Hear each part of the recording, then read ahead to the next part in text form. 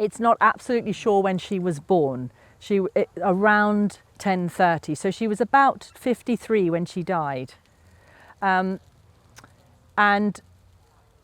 she in the summer of the end of 1082, early 1083, she became ill, and then she retired to Holy Trinity, and the nuns looked after her there. So that's where she died.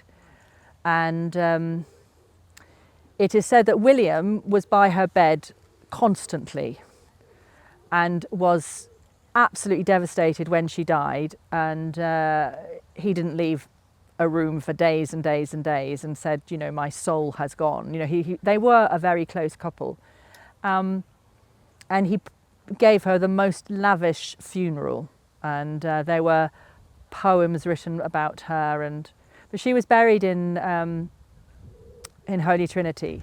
And William, he was finally buried in his abbey, Saint Etienne, although he died somewhere else in Normandy, and his funeral was a little bit, you know, his burial was a little bit basic, I think, because it happened and politics had changed, and he and Robert were, you know, in sort of open confrontation at that point. And the reason about Robert, her firstborn, is that he had been made heir to Normandy, but he was growing up and William was still alive, and he was desperate to take control of Normandy, and William was not somebody who could let go of the control and let go of the reins at all. And so Robert sort of went in defiance with him and started quite an open disagreement with him. And so that happened, you know, in the last few years of Matilda's life, and it was a great heartache, and it did change their relationship a little bit. Let's think, William must have, does anyone know when William died? I mean, obviously she died before the Doomsday Book came out in 1086, and so he died 87 or 88, didn't he? Yes. So her lands had already been passed on to her children or given back to William, so they don't account for so much in the Doomsday Book, because she was not alive at that point. And the Doomsday Book sort of sending people out to actually collect all the details happened, I think, at the beginning of 1082. So she didn't really even see the beginning of the Doomsday Book in progress, I guess. Yeah. Yes. You say that William was faithful. Men in power tend not to be very faithful. Was it true that absolutely? Really was? Well, I mean, it's true in as much as the evidence in history. I mean, it's very clear. I mean, Henry, the son, the one who does obviously end up to be a king later on, he had hundreds of Norm. So there is literally no recorded evidence from any of the chronicle. Everybody talked about he did not have any bastard children at all. So that everyone knows of. But considering the kind of salaciousness of court then, just as it is now, no different, there would have been something, but there really isn't. And so he was very unusual. And he was somebody, he didn't drink a lot. He was very controlled. He was very self-controlled, according to his chroniclers. You know, so although I think that went a little bit to pot after Matilda had died, so maybe she was the restraining force as well, because she was known to be a very pious woman, and you know, and strong, and you know, I guess ruthless as well, considering what she might have done to Beatrix when she became queen. So so yes, so as far as we know, he was quite unusual in that. And it may be, as I say in the thing, that you know he grew up being called the bastard, and that was used against him. And actually there was one town, I can't remember the name of it, and they hung out over the battlements. I mean, he was laying them to siege. It was in Normandy. It was like another Norman count, and they had lain out big hides, tanning hides, to sort of mock the fact that his mother was meant to be a tanner's daughter.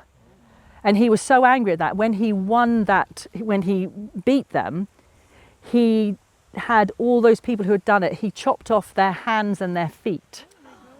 So he was ruthless. But he was so angry at being shamed like that. So I think all things like that probably tie into the fact that he was not going to allow any child of his to be scorned and weaponized. Although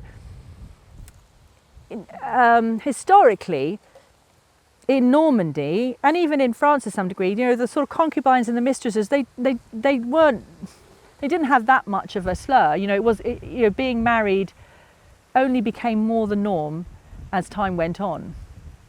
And I think probably as the different monastic movements had their sort of power, I think particularly Lanfranc, he was very severe. He was the one, I think, that said that the clergy had to be celibate, and they weren't generally up to that point. In early Benedictine times, we were kind of moving into Cluniac times. It's highly complicated. Yes, Rachel. A lady would like to know how many children Matilda and William had in total. Well, we know she had 4 sons. Unfortunately, the number of daughters she had was never particularly of interest to the chroniclers of the time to be able to be exact, but probably 5. So she's probably had 9 children that survived to a degree. I mean, obviously Richard, I mentioned, died in his teens hunting, and there is another daughter that we know of, but her name again shifts between Agatha or even Matilda. There's a slight variation as to who you read, but certainly the 4 sons: Robert the firstborn, Richard the secondborn who died, William who became William, Rufus, and finally Henry. Those are the 4 sons. Cecilia was probably the oldest daughter. Adela was probably one of the youngest daughters. So those 2 we know about. And there's an Adeliza and possibly a Constance. And then the other names all just seem to swap and mix, and we don't hear too much about them. So 9 and 10, and does not say she might have lost some children along the way, but she pretty much had 18 years of solid baby making. Yes. Going back a bit, you mentioned Edward the Martyr, Yes. and the fact that he met a nasty end, and you said something about his mother being involved. Well, in fact, probably Penny Jane can speak more to this than I can, but there were lots of conspiracy theories around at the time as to how he ended up dying at the end of a hunting trip, visiting the hall at Corfe to get some refreshment, and he was on his own, and he ended up being killed. Now, whether that was set up, we know his mother wanted Athelred on the throne, didn't? Stepmother, yeah. Wanted His stepmother. Yes, it was a stepmother. Her son to be on the throne. Whether it was just her that was in charge, or whether it was her and a group of thanes, Supporters of her. supporters of her who thought that they could rule through Ethelred. It's a bit up in the air, but we do know that Edward the Martyr was. And he was about 15 or 16, wasn't he? So he was very young. Yeah, he was very young. Yeah, but he was king at the time. Edward is Edward. This is this Edward, yes. Any other questions? Who designed the ship that you commissioned? Do you know? No, I don't think it is. It's not written as far as I know. Other than that it is written that she had a very close hand in all the details of it, and it was built at Barfleur. I think what I find interesting, it's the power she had, Yes. and the influence, and how she had to look after Normandy and all that. Absolutely, and I think it just shows that. She would have been more educated than William. I mean, if you imagine William turned 7, he is suddenly in a snake pit of competing nobles who might not support him. I mean, when he was growing up from 7, he had countless people dying around him. Even there was one protector who died, who was killed in the same room as he was one night. I mean, he had to fight from the moment that he became duke. About power and people want to assassinate. Yeah, to who? Because it was just became this: who was going to control Normandy? Whereas Matilda, you know, she has the best education. She has strong, noble, popular parents. She has every advantage in life. She's going to use it.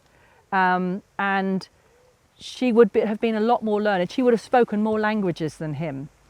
And she would have probably read better than him. She probably wouldn't have written because most nobility didn't write. They just had clerks to write for them. So they wouldn't have written themselves, but they obviously put their seal. In fact, when they signed charters, both Matilda and William had particular crosses. Hers was like a particular style Jerusalem cross, so they didn't sign their names. They just would sign with a particular cross. But you knew it was them because it was all written out, and they would have their own line, and they would always be side by side. So he did view her as equal. And I think for me, what was interesting in discovering that her mother had commissioned this copy of this particular epitaphium of Adelaide of Burgundy was to show that their influence was not necessarily coming from what was happening, you know, with the queens and the queen consorts in Saxon England, but what was happening on the continent. And so that her influences were quite far and wide. And from everything I've read, Adelaide was, you know, an extremely powerful figure and political player, not with just her husband, but then through her son and her grandson. She was regent for a long time. So there were these kinds of female characters in Europe already, with very strong roles to play. So she was a power broker as well. I think so, yes, because she would have learnt that from her father. You know, her father was well known as a diplomat who could just weigh everything up and somehow, you know, not get himself into a corner. I mean, he became regent of the next king of France who hadn't reached his majority. So that's how much he was trusted by France. So it's an amazing. Once you start drowning in the amount of material of this period, you know, you can go on forever, just slowly starting to learn all the names and the interconnections of all these different people. Because of course, Adela, who marries after Matilda has died, Stephen of Blois. I mean, that marriage sets up completely against Henry I, and who does go on to marry the young Matilda that she went up for the baptism. Obviously, I mean, that's a dramatic thing. I'm giving you what's going to happen in the future, even if she only knows it in her heart. And Matilda and that's where we get a lot of Matildas, which gets quite confusing, Terry. You know, Matilda and Henry get married, and they only have a daughter, Matilda, who Henry names as his heir. But of course, Adela and Stephen of Blois have Stephen, and he ends up taking the crown, and that sets the scene for the 12th century anarchy in terms of two cousins trying to, Matilda trying to claim the throne which is meant for her. So, you know, it's this sort of dynasty. These threads are woven from this time, and the reason I sort of bring in Queen Emma is just to show that it's. I think people can look at it quite simplistically, go, oh, the Normans came and then they ruined all the Saxons. It's just like, it's not like that. You know, these threads and these interconnected and all the Scandinavian and the Danish and Flemish influences, it's all just there all the time. It's all about power, isn't it? Absolutely. I mean, I was really interested to read that Canute had pretty much done the same thing when he came to power. He just swept everybody away and put in all his own supporters as the new nobles. So it wasn't. And although the Saxon Chronicle writes about it in horror, and obviously a lot of people were unhappy, it wasn't something that had never happened before. So I try to. I mean, obviously I'm approaching it from a French, a Flemish, French, Norman person's point of view. So I'm not going to show a lot of sympathy for the Saxon, because obviously there are lots of Saxons that are supporters and find positions and provide great service and loyalty. So yes, it's a real interesting time to look into. Yeah.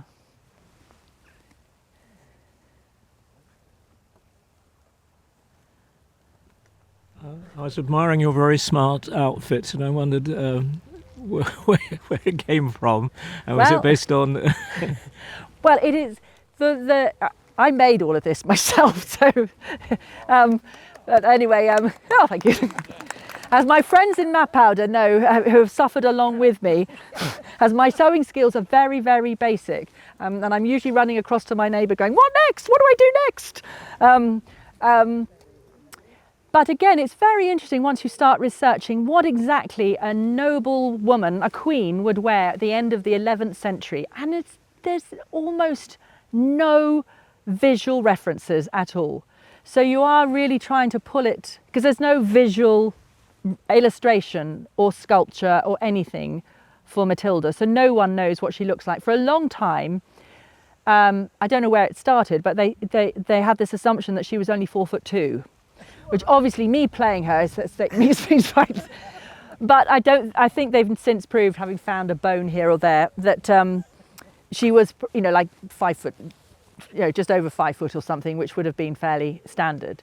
But as to costume, yes, it's really difficult to really pin down what they wore. But there's a lot in the chronicles about how much gold they had and the quality. And you only have to start looking at Saxon jewellery and Norman jewellery, and start peering into what noble ladies wore in the 12th century.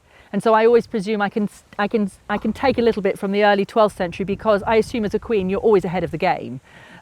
So the sleeves start widening, but they haven't necessarily. By the 12th century, you get these great big bliaus. How do you say that word? B-L-I-A-U-T. B-L-I-A. I'm talking to the French ladies here. B-L-I-A-U-T. Is that? I think that's how the particular sleeve that really hangs down, and then they get ridiculously long as the 12th century goes on. And then, Somebody told me the other day, Lizzie, that was to do with wealth. Yeah. yes. Yeah, that's right. If you can afford to not be able to work because your sleeves are too long, Yeah, can't do the then washing up. you do it. Yeah, and also,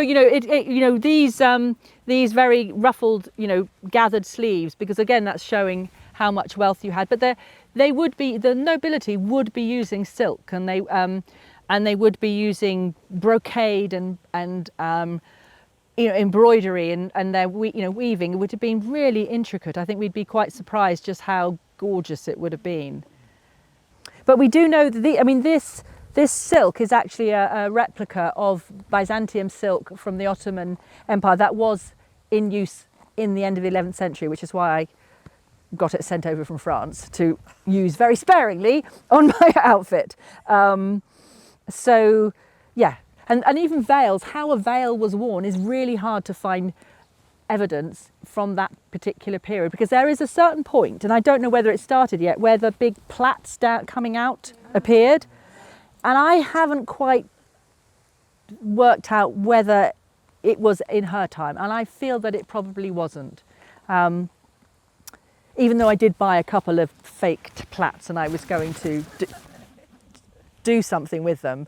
But anyway, so yes, all of that stuff's interesting, and it's ever evolving. My costume, since I've been telling this since last October, has been ever evolving, and it will continue to do so, as I realised I couldn't wear my really lovely cloak today because I would have literally sunk to the ground and expired through the heat. So I realised I need a wardrobe for Matilda to take her out to various places. I'm sitting like this just to get my head out of the sun. But anyway, yeah, so the costume thing is fascinating and a subject to its own. So yes. How long have you been researching this world? Well, it'll be a sea of research that I will probably swim in for quite a long time. But I started at it last summer. So I did a performance here last October, first of October, wasn't it? And we've had a few outings since then. And as you can imagine, there's just so much to understand and read. And you go from understanding the immediate families, and then you start spreading out, and then you start spreading out, and you start spreading out, and your understanding just keeps growing as to the political arena. So I am planning to try and do more things with her. I've had interest from schools and different venues, because she's interesting, and to see, to look at the conquest from a woman's point of view, and to have the voices, especially someone who was so close to the king and all the decisions. You know, women's voices are there. One just has to look a little bit harder. Also, I think in the present climate we live in, 21st century, I think it's important as well, because women's views and points have come out. So I think it will have an effect on young children or women and all that kind of stuff. Oh, of and I think course. you're bloody good at it as well. Oh, you know. thank you very, very much indeed. Thank you. I really appreciate it. Thank you. But it does mean you have to dig a bit deeper. So there's not really hardly anything written about her. But if you start going through all the charters that were signed at that time, you'll find her name. And then you can start mapping her movements, and you can realise, you know, just what she's doing, and understanding that she is passing judgment. She is settling disputes. And then, you know, these characters start to come alive and realise that, well, and I think then we end up having a bit of a blinkered view into the past, that it is all men and there are no women, and women are, you know, just used for wedlock and everything. It's like not to really appreciate that they do have agency. And I think to be able to pull that out of history is to remind people now that women have agency and need to show up.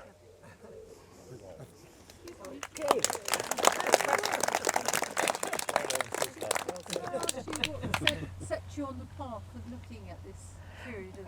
Well, I blame Rachel, really. I'm looking at Alan and Lindsay here because I blame them. Yeah, no, so Cranbourne Chase National Landscape, Yes. formerly the AONB, is a wonderful organisation and very supportive of the arts, and we're very lucky to live in an area, you know, such a beautiful area. And part of their lottery funding raft of projects was this Characters of the Chase, and it was bringing 5 characters alive.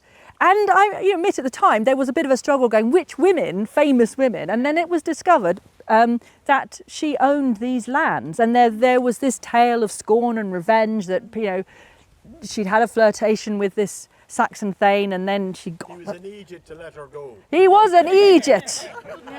Thank God he did. Because she might be swept away It's an by... Irish expression. Yes. But interestingly, of our 5 characters, 3 of them were women, and I would say probably not Mrs. Ridout. I don't know anybody said. We had Mrs. Ridout, who was the donkey carrier who operated between Queen Bisset and Salisbury, Immortalised in a beautiful painting in Salisbury Museum. and we had Mrs. Isaac Gulliver, the smuggler's wife. And again, when you look at the story of that, she was quite a powerful woman in that world and in that role. So it was actually quite interesting looking at the different characters. Yeah. And all 5 of our storytellers were absolutely... No, we had a marvellous time. I don't know if anyone came to the ATC where we all appeared together, and which was great fun. But yeah, so the reason I was kind of pushed on this path was I was offered Queen Matilda, and I embraced it with relish, and it's just been a really, really wonderful journey, and one that I hope I'll continue, thanks to, you know, the initial support and encouragement from the Cranbourne Chase. So I would like to, let's put our hands together to thank the Cranbourne Chase, and I'd also like to thank obviously Shaftesbury Abbey for hosting this, because it is such a marvellous setting, evocative, and... You're now stealing the very words I was going to say. Well, let me say them, because I'm the guest here. I'm the guest here, and we're just, again, so lucky to have this. I mean, I'm thinking I'm going to move to Shaftesbury just so I can spend the rest of my life in that little library in there. I would be perfectly happy, and just look at the view out on the promenade. That's all I want out of life. So I may just end up walking up and down there when I'm very old in my Matilda costume. In your Matilda costume. There'll be the ghost of... That'll be the ghost of Matilda. So yeah. Well, Lizzie, thank you very, very much.